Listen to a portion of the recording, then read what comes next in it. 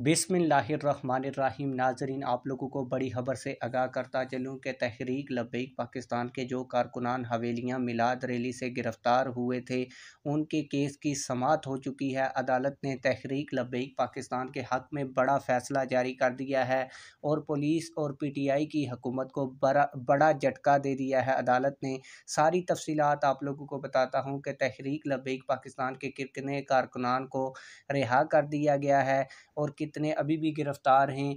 तमाम तर चीज़ें डिटेल के साथ आप लोगों को बताने जा रहा हूं और अदालत ने जो बड़ा हुक्मनामा जारी किया है वो भी आप लोगों को पढ़कर सुनाने जा रहा हूं।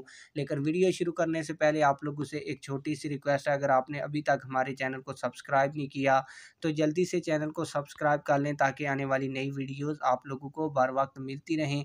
आप लोगों को बताता चलूँ कि तहरीक लब्बैक पाकिस्तान के कारकुनान 16 तारीख से गिरफ़्तार किए गए थे। इसके बाद तहरीक लब्बैक पाकिस्तान के वकला ने उनकी ज़मानतों के लिए रिट पटिशन दायर की थी, लेकिन पहले जो 2 समातें हुई थी इस पर पुलिस रिकॉर्ड जमा नहीं करवा रही थी और अदालत को नहीं बता रही थी कि तहरीक लब्बैक पाकिस्तान के कितने कारकुनान क्यों गिरफ़्तार किए गए हैं। आज तीसरी समात हुई, इसके ऊपर पुलिस ने सारा रिकॉर्ड पेश किया जिसके मुताबिक हमारी इतलात के मुताबिक 90 के करीब तहरीक लब्बैक पाकिस्तान के कारकुनान गिरफ़्तार थे। अदालत ने फ़ौरन हुक्म जारी किया कि इन तमाम लोगों को रिहा किया जाए। मिलाद रैली से गिरफ़्तार करने का पुलिस का किसी भी पार्टी के कारकुन को जवाज़ नहीं बनता।